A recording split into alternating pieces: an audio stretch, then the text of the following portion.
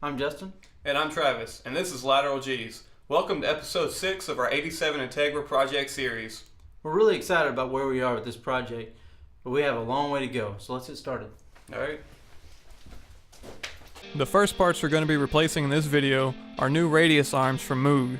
We have to replace the entire arm because the ball joints aren't serviceable on the originals. One thing we did learn after purchasing these is that these arms are a little bit too short. The length of these arms is correct for the Civic and the CRX, but the Integra arms are supposed to be a little bit longer. Since these arms are shorter, they're going to bring the knuckle a little bit closer to the body of the car, inducing a little bit of positive camber. This is not going to be ideal, but it's something we can fix later. We installed the remaining bushings from our NG suspension kit that we showed in the last episode on the front subframe.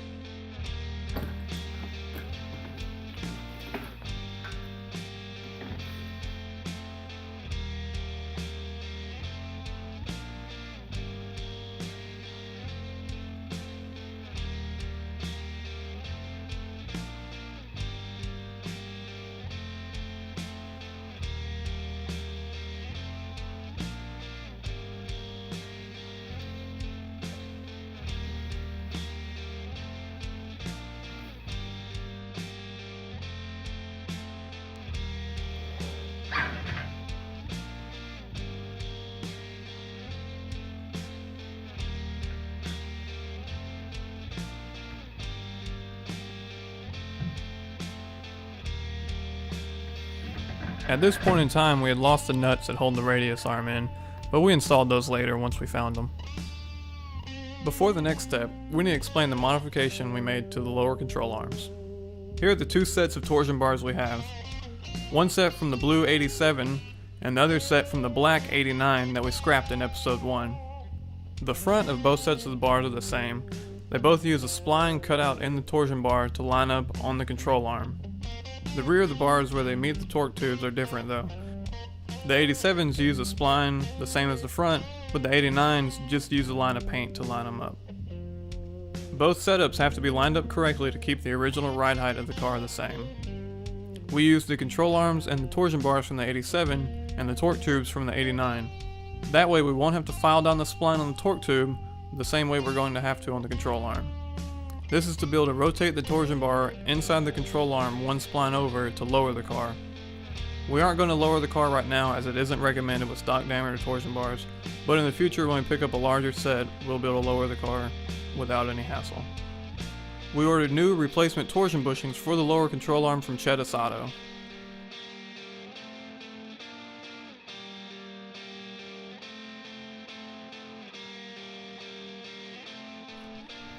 We went out and bought a special can of grease just because we plan on using all of it rebuilding this car.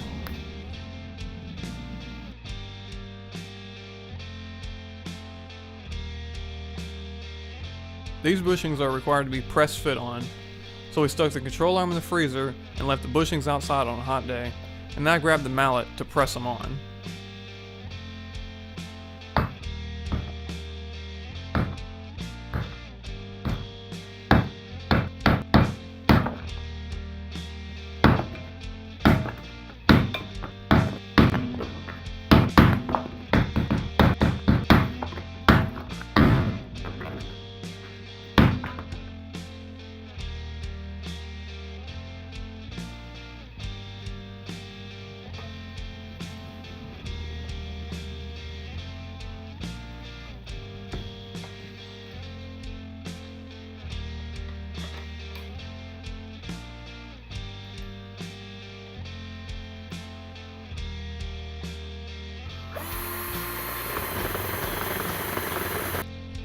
The bushing kit we bought was for a Civic, which has slightly smaller sway bars.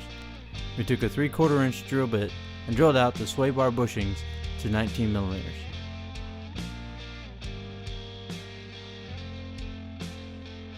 We don't recommend doing this with the bushings, but we were left with no choice. We installed the bushings and they seem to work fine, so I guess that'll work for now.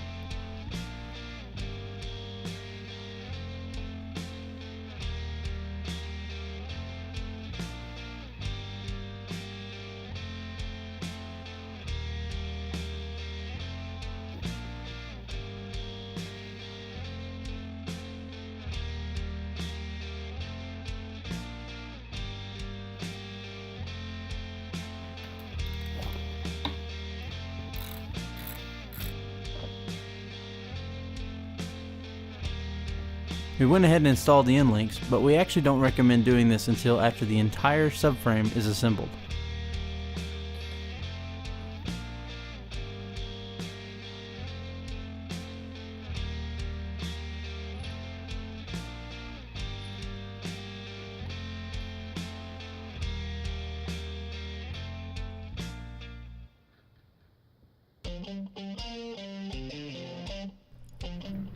Now it's time to grease up all the torsion bar related parts and get them ready to install.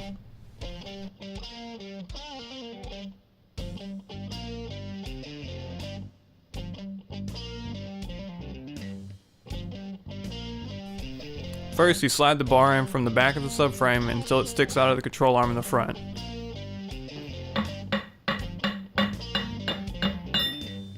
After that, put the circlip on the front to hold it in place.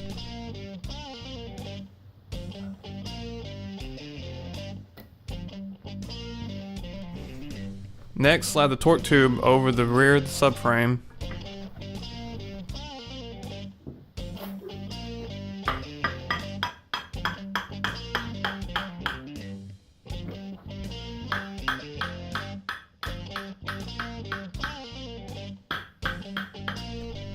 Then install the height adjusting nut.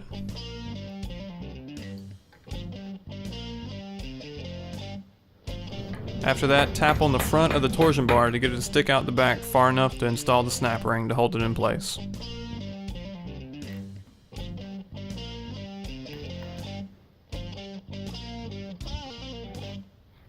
Once that's done, install the front and rear dust caps.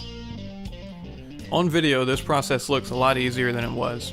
It took quite a while to get the splines on the front control arm and the torque tube lined up so that the height of the front suspension would be correct when it was all done.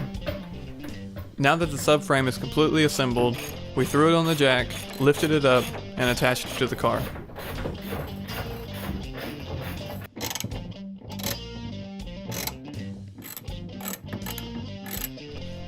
We bought a full set of Bilstein struts from a member of the redpepperracing.com forum.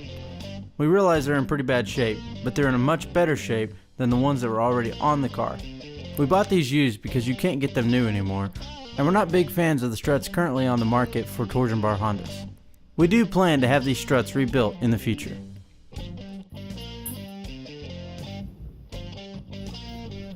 We installed the rear struts and we'll come back to the fronts later. Back a little bit. Alright.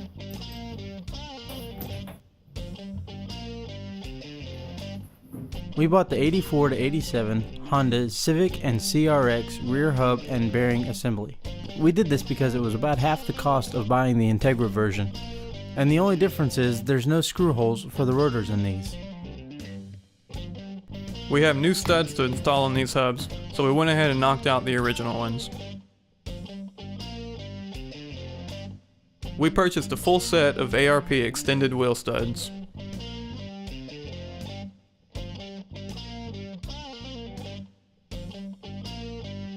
We used a stack of washers, a lug nut, and an impact wrench to install the rear studs.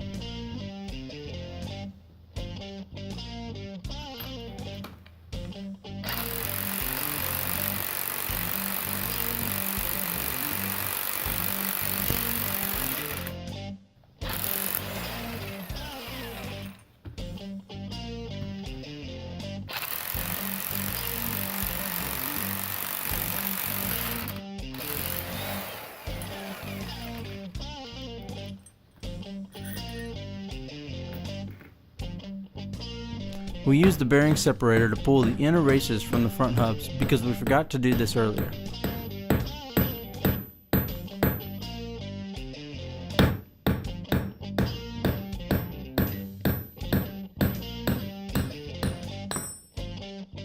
We use the same method to install the studs on the front hubs.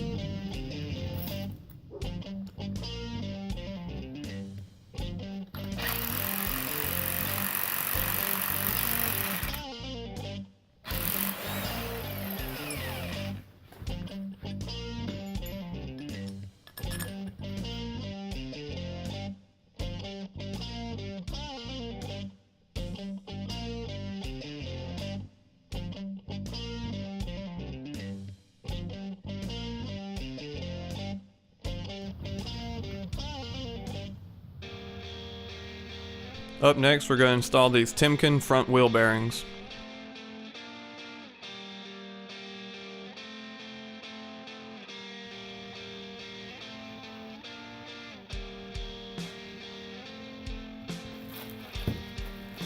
We put the bearings in the freezer overnight so that they would be easier to install.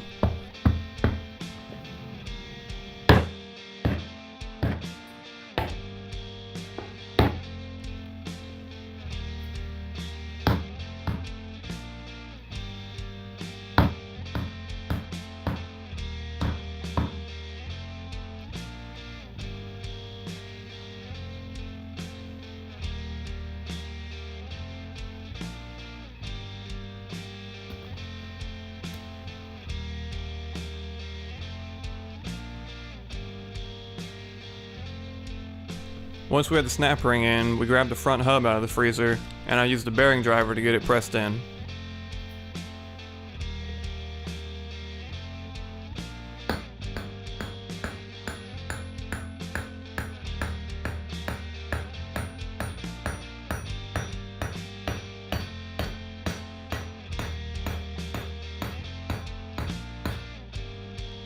The inner part of the bearing slid out the back a little bit when we pressed the front hub in, but it'll get pushed into place when we tighten down the front axles later on. The wheel wells were in pretty bad shape, so before we put all the suspension back on, we decided to clean them up and paint them black.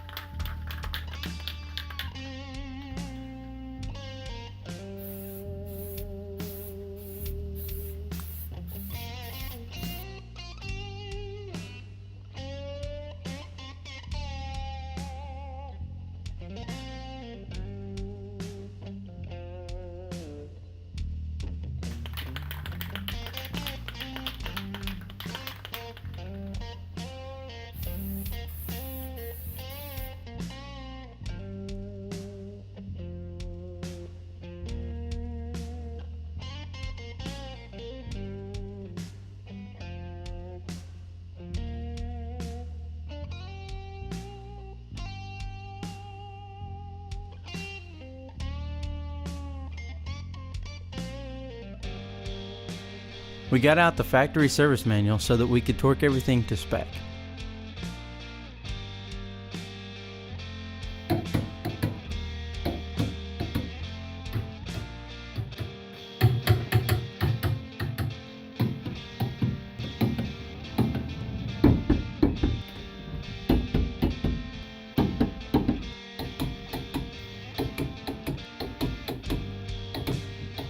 The next step is to install the front struts.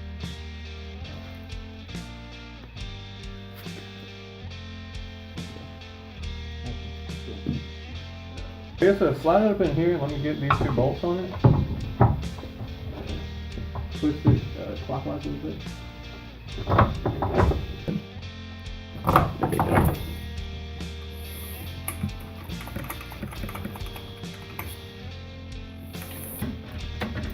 There you go.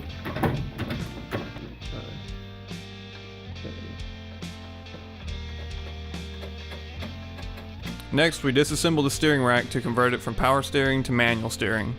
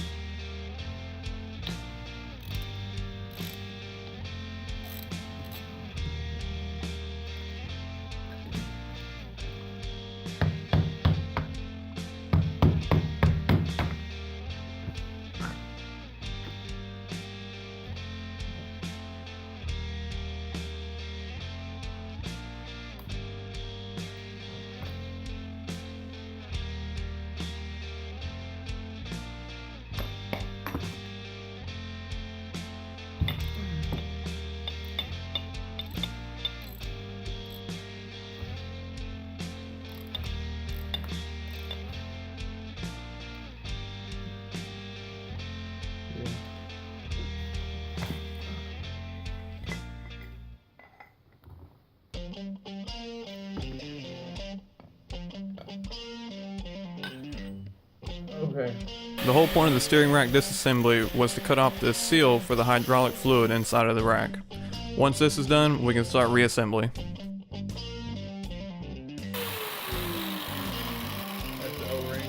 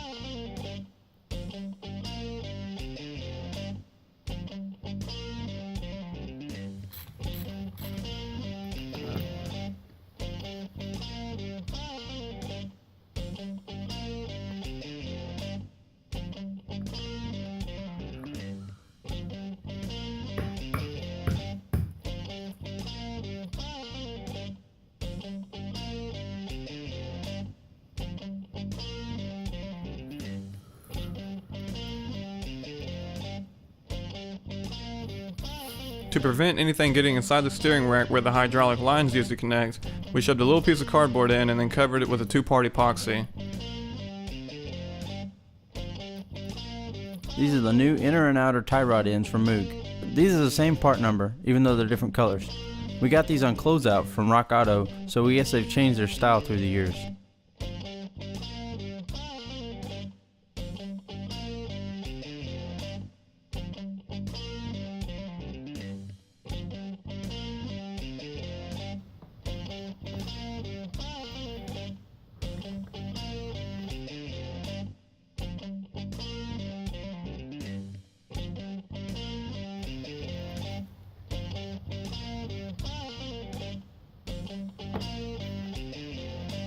Alright.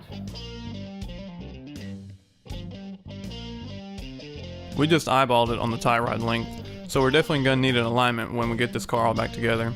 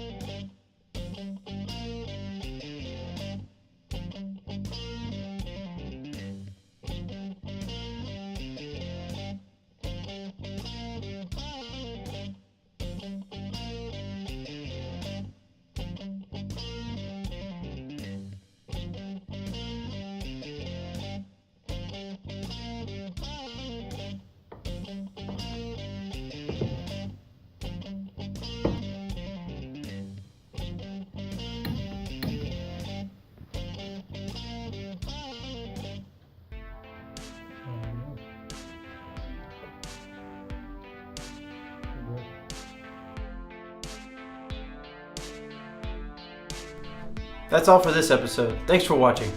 Be sure to subscribe to our YouTube channel and like our page on Facebook.